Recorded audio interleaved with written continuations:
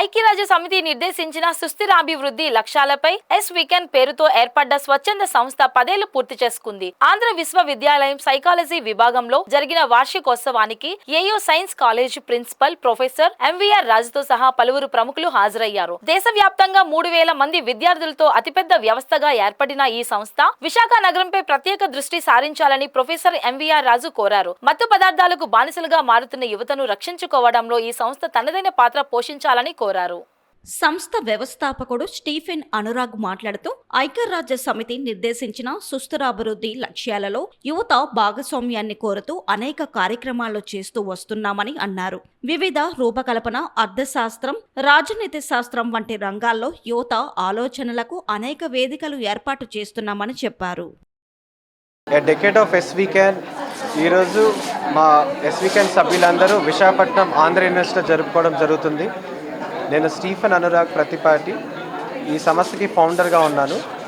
ఇది మేము స్టూడెంట్స్గా ఉన్నప్పుడు స్టార్ట్ చేసిన ఆర్గనైజేషన్. సస్టైనబుల్ డెవలప్మెంట్ గోల్స్ అని ఐక్యరాజ్య సమితి యునైటెడ్ నేషన్స్ ప్రారంభించిన దాన్ని మేము తెలుగులో, కన్నడ, తర్వాత మిగతా తెలుగు మన సౌత్ ఇండియన్ భాషలో, అదే నార్త్ ఈస్ట్ కూడా మేము జనాలకి తీసుకెళ్ళడం జరుగుతుంది. ప్రస్తుతానికి మేము 3000 మంది దాకా యంగ్స్టర్స్ని, స్టూడెంట్స్ని ఇంపాక్ట్ చేసి ఉన్నాము.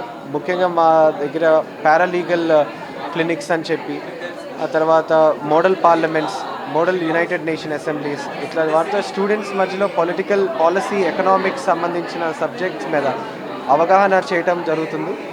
ఎస్వీకెన్ ఆర్గనైజేషన్ ఇప్పటి వరకు 10 ఏళ్ళు అయిపోయిన సందర్భంలో కొత్త ఆర్గనైజేషన్ కూడా ఒక సబ్సిడరీ ఆర్గనైజేషన్ స్టార్ట్ చేసాము. అది మంగళూరులో వి ద పీపుల్ ఇండియా అని. దానికి కూడా డాక్టర్ మనోజ్, డేవిడ్, సాహిల్ వాళ్ళ ఆధ్వర్యంలో చాలా సోషల్ సర్వీస్ చేస్తున్నాము.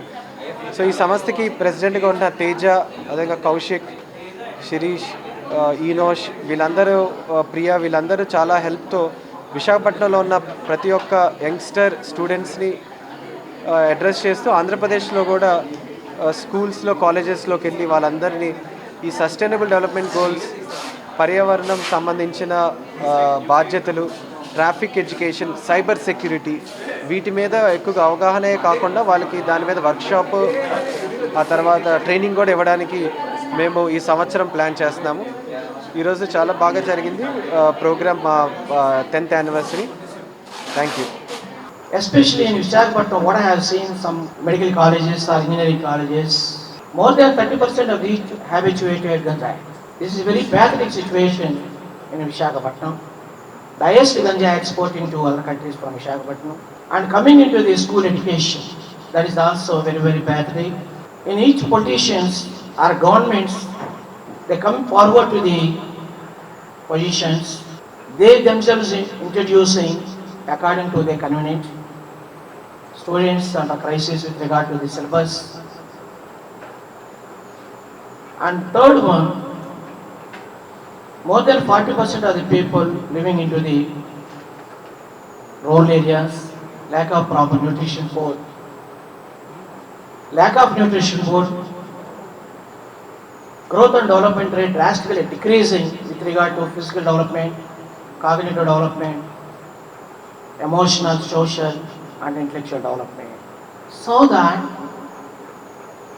my sincere appeal and request, Mr. Anurag and Anurag team, move forward with your dedication and commitment. Give good education to the common man.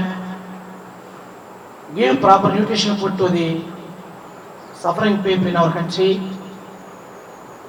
Not only that, you try to focus ethics and moral values for the children.